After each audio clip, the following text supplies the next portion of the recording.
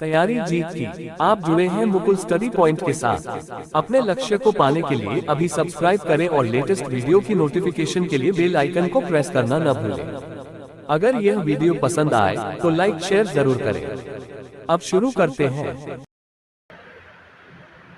नमस्कार, बहुत बहुत स्वागत है आप सभी का Mukul study point YouTube channel पर। और बताइए आप सब कैसे हैं।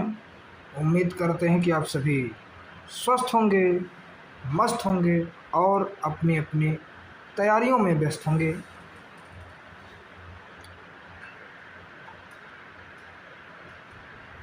आज की क्लास बेहद विशेष क्लास होने वाली है, क्योंकि आज की क्लास के माध्यम से हम चर्चा करेंगे भाषा विज्ञान के 20 अति महत्वपूर्ण एमसीक्यू प्रश्नोत्तरी पर। ये क्लास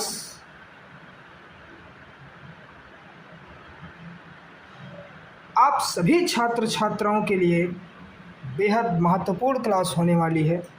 फिर चाहे वह आप किसी प्रतियोगी परीक्षा की तैयारी कर रहे हों, जैसे net, GRF, TGT, PGT, UP police या अन्य, और फिर चाहे आप बीए या एमए कर रहे हैं, यह क्लास सभी के लिए बहुत ही महत्वपूर्ण क्लास है। तो आइए इस क्लास को शुरू करते हैं।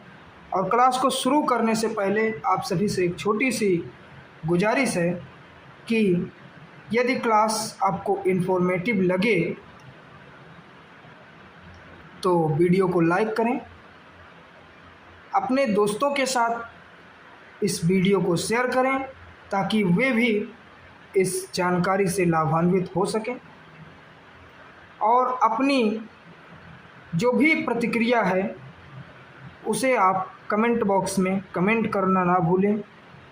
और हाँ, अगर आपने अभी तक इस चैनल मुकुल स्टडी पॉइंट को सब्सक्राइब नहीं किया है तो चैनल को सब्सक्राइब करते हुए बेल आइकन को ऑल पर अवश्य सेट कर लें, हमारे वीडियो की नोटिफिकेशन सबसे पहले पाने के लिए। तो आइए बिना देर करते हुए शुरू करते हैं आज की क्लास को। हमारा पहला प्रश्न है, भाषा शब्द संस्कृत की किस धातु से बना है? ऑप्शंस आपके स्क्रीन पर हैं,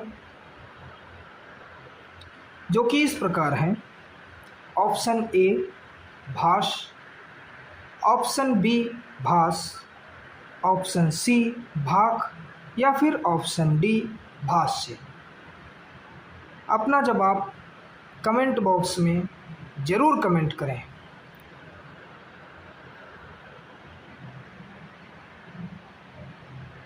इसका सही जवाब है ऑप्शन ए भास धातु से। भास धातु का अर्थ होता है बोलना अथवा वाणी की अभिव्यक्ति। इसी से भाषा शब्द की उत्पत्ति हुई है, जो हमारे विचारों को प्रकट करने का माध्यम है। दोस्तों, वीडियो को पूरा ज़रूर देखिएगा, क्योंकि वीडियो के अंत में हम यह भी बताएंगे कि यह पीडीएफ नोट्स आप किस तरह प्राप्त कर सकते हैं। तो हमारा अगला प्रश्न है, भाषा की सबसे छोटी सार्थक इकाई क्या है? आपके ऑप्शंस हैं। Option A word, option B शब्द, ऑप्शन सी पद या फिर ऑप्शन डी वाक्य। अपना जवाब कमेंट बॉक्स में टाइप करते रहें।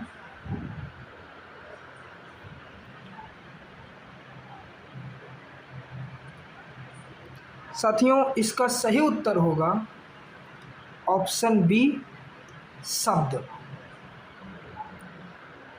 वैसे तो भाषा की सबसे छोटी इकाई वर्ण को माना गया है, किंतु जब हम बात करते हैं सबसे छोटी सार्थक इकाई की, यानी कि जिसका कोई अर्थ हो, तो उस संदर्भ में शब्द भाषा की सबसे छोटी इकाई मानी जाती है।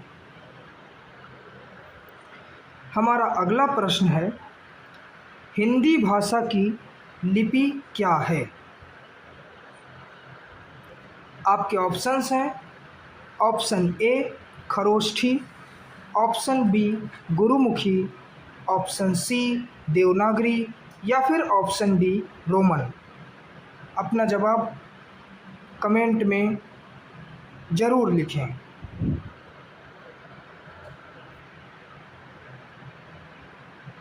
मित्रों, इसका सही उत्तर है ऑप्शन सी देवनागरी लिपि।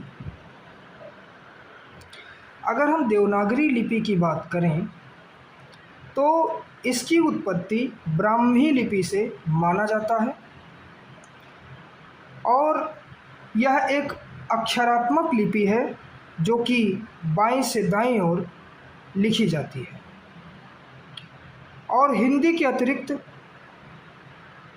संस्कृत, मराठी, नेपाली आदि भाषाएं भी इसी लिपि में लिखी जाती हैं, अर्थात देवनागरी लिपि में। अगला प्रश्न है, ध्वनि विज्ञान को और किस नाम से जाना जाता है?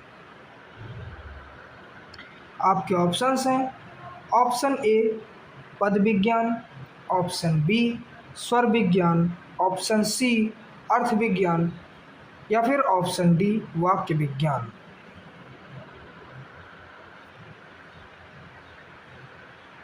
इसका सही आंसर है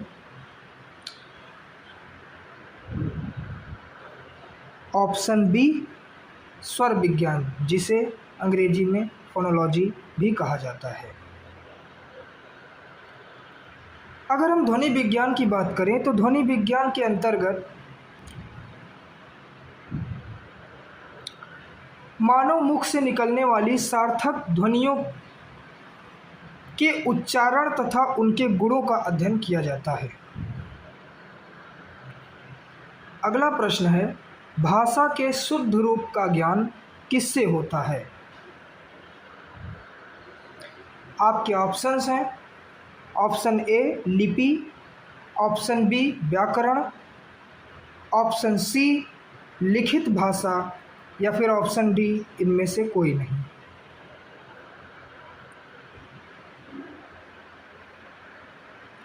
इसका सही उत्तर है ऑप्शन बी व्याकरण। व्याकरण वह शास्त्र है जो कि हमें किसी भी भाषा को शुद्ध रूप से बोलने, लिखने व पढ़ने के नियम सिखाता है। अगला प्रश्न है, आधुनिक भारतीय आर्य भाषाओं का विकास किससे हुआ है? आपके ऑप्शंस हैं, option A Sanskrit, option B Pali, option C Prakrit या फिर ऑप्शन डी अपभ्रंश। जवाब कमेंट बॉक्स में कमेंट करते रहें।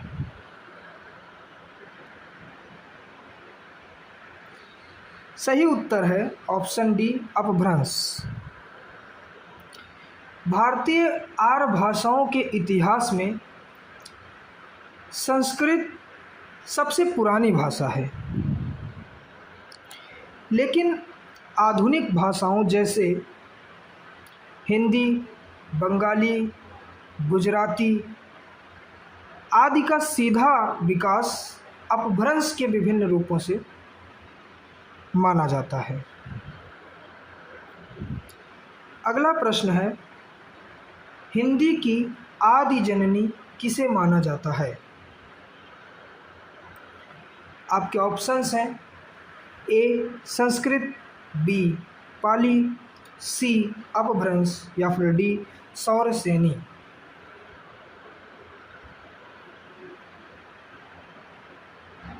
इसका सही उत्तर है संस्कृत। संस्कृत को सभी भारतीय आर्य भाषाओं की जननी कहा गया है, अतः इसे देववाणी की संज्ञा भी दी जाती है। अगला प्रश्न है, संसार की भाषाओं का वर्गीकरण कितने आधारों पर किया जा सकता है? आपके ऑप्शन इस प्रकार हैं। Option A 2, option B 3, option C 4 या फिर ऑप्शन डी 5।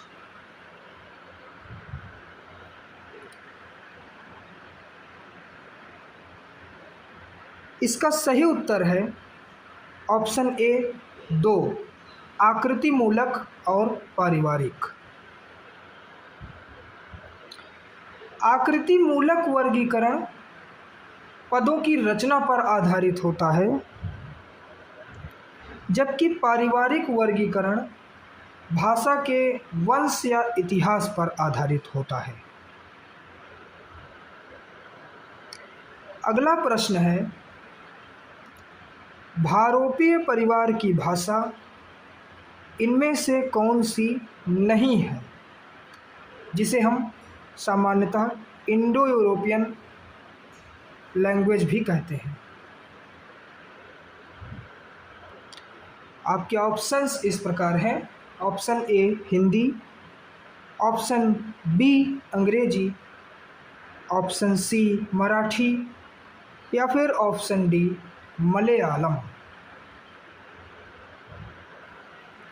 इसका सही उत्तर है ऑप्शन डी मलयालम, क्योंकि मलयालम द्रविड़ परिवार की भाषा है। अगला प्रश्न है, पद विज्ञान में किसका अध्ययन किया जाता है?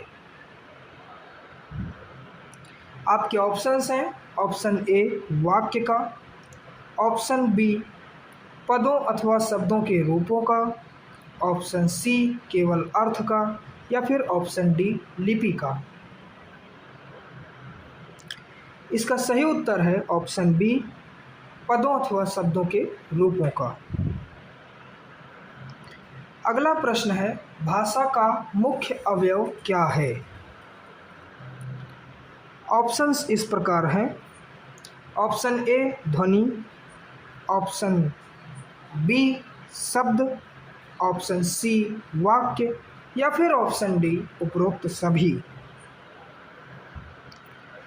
इसका आंसर है प्यारे साथियों ऑप्शन डी उपरोक्त सभी। अगला प्रश्न है, अपभ्रंश का वाल्मीकि किसे कहा जाता है? आपके ऑप्शंस इस प्रकार हैं। Option A Pushpadant, option B Swayambhu, option C Dhanpal या फिर ऑप्शन डी हेमचंद। इसका सही उत्तर होगा ऑप्शन बी स्वयंभू।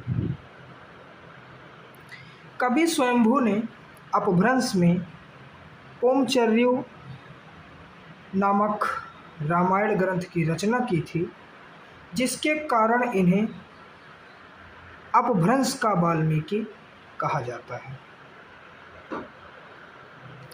अगला प्रश्न है, अर्थ विज्ञान के अंतर्गत किसका अध्ययन होता है? आपके ऑप्शंस इस प्रकार हैं। ऑप्शन ए शब्दों के उच्चारण का, ऑप्शन बी शब्दों के अर्थ का, ऑप्शन सी वाक्यों की रचना का या फिर ऑप्शन डी वर्णों के मेल का। इसका सही उत्तर है ऑप्शन बी शब्दों के अर्थ का। अगला प्रश्न है, हिंदी को भारत की राजभाषा के रूप में कब घोषित किया गया? आपके ऑप्शंस हैं। ऑप्शन ए 14 सितंबर 1949 को, ऑप्शन बी 26 जनवरी 1950 को, ऑप्शन सी 15 अगस्त 1947 को, या फिर ऑप्शन डी 14 सितंबर 1950 को। अपने उत्तर कमेंट करते रहिए। इसका सही उत्तर है ऑप्शन ए 14 सितंबर 1949 को। इसी दिन के याद में भारत में प्रतिवर्ष 14 सितंबर को हिंदी दिवस के रूप में मनाया जाता है। अगला प्रश्न है, बोली का क्षेत्र जब विस्तृत हो जाता है तो वह क्या कहलाती है? आपके ऑप्शंस इस प्रकार हैं। ऑप्शन ए राष्ट्रभाषा, ऑप्शन बी उपभाषा, ऑप्शन सी राजभाषा, या फिर ऑप्शन डी लिपि। इसका सही उत्तर है ऑप्शन बी उपभाषा। अगला प्रश्न है, मानक भाषा का क्या अर्थ है? ऑप्शन इस प्रकार है। ऑप्शन ए साहित्यिक रूप से स्वीकृत भाषा, ऑप्शन बी आम बोलचाल की भाषा, ऑप्शन सी क्षेत्रीय बोली, या फिर ऑप्शन डी केवल लिखित भाषा। इसका सही उत्तर है मित्रों ऑप्शन ए साहित्यिक रूप में स्वीकृत भाषा। अगला प्रश्न है, भारत के अलावा अन्य किस देश में हिंदी का प्रयोग लिखने एवं बोलने में व्यापक रूप से किया जाता है? ऑप्शंस हैं। Option A Sri Lanka, option B Myanmar, option C Mauritius, तथा ऑप्शन डी पाकिस्तान।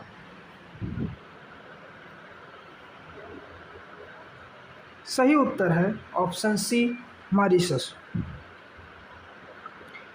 मॉरिशस में भारतीय मूल की बहुत बड़ी संख्या होने के कारण वहाँ पर हिंदी और भोजपुरी का व्यापक प्रयोग होता है। अगला प्रश्न है, भाषा की उत्पत्ति के दिव्य उत्पत्ति सिद्धांत के समर्थक कौन हैं? ऑप्शंस हैं। ऑप्शन ए प्राचीन धर्म ग्रंथों के अनुयायी, option B Max Muller, option C Darwin, या फिर ऑप्शन डी प्लेटो। इसका सही उत्तर है ऑप्शन ए प्राचीन धर्म ग्रंथों के अनुयायी। इस सिद्धांत के अनुसार भाषा ईश्वर की देन है। प्राचीन धर्म अनुयायी इसे देवबाणी मानते थे। अगला प्रश्न है, वाक्य विज्ञान में अध्ययन किया जाता है, अर्थात वाक्य विज्ञान के अंतर्गत किसका अध्ययन किया जाता है? आपके ऑप्शंस इस प्रकार हैं। ऑप्शन ए शब्दों की व्युत्पत्ति का, ऑप्शन बी वाक्यों की संरचना तथा पदों के पारस्परिक संबंध का, ऑप्शन सी केवल वर्णों का, या फिर ऑप्शन डी कोश विज्ञान का। सही उत्तर है वाक्यों की संरचना और पदों के पारस्परिक संबंध का, जो कि ऑप्शन बी है। और अब पेश है इस क्लास का अंतिम प्रश्न। आज का अंतिम प्रश्न है, द्रविड़ भाषा परिवार की प्रमुख भाषा कौन सी है? आपके ऑप्शंस हैं। Option A Tamil, option B Telugu, option C Kannada या फिर ऑप्शन डी उपरोक्त सभी। तो इसका सही उत्तर होगा ऑप्शन डी उपरोक्त सभी। तो आज की क्लास में इस प्रकार से हमने भाषा विज्ञान पर आधारित 20 अति महत्वपूर्ण प्रश्नोत्तर को देखा और उनके उत्तर समझने का प्रयास किया।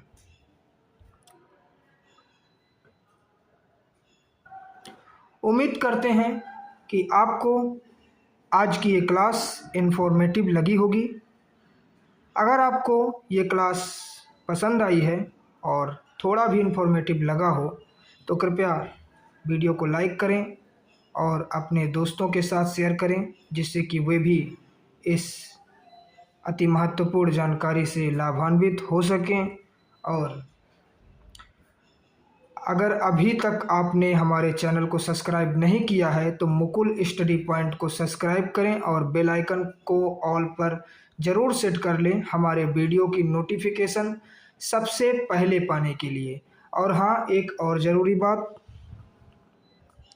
अगर आप इस PDF नोट्स को प्राप्त करना चाहते हैं तो वीडियो के डिस्क्रिप्शन में दिए गए टेलीग्राम लिंक पर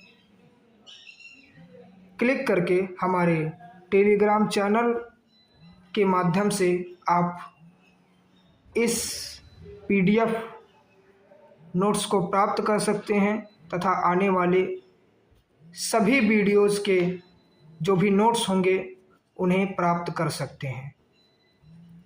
लिंक आपको वीडियो के डिस्क्रिप्शन तथा चैनल के डिस्क्रिप्शन बॉक्स में भी मिल जाएगा। इसी के साथ मिलते हैं फिर किसी नए वीडियो के साथ। तब तक के लिए आप सभी पढ़ते रहिए, आगे बढ़ते रहिए, संघर्षरत रहिए, अध्ययनरत रहिए, क्योंकि हरिवंश राय बच्चन जी ने क्या खूब कहा है कि लहरों से डर कर नौका पार नहीं होती, लहरों से डर कर नौका पार नहीं होती और कोशिश करने वालों की कभी हार नहीं होती। मिलते हैं फिर किसी नए वीडियो के साथ, तब तक के लिए नमस्कार, धन्यवाद।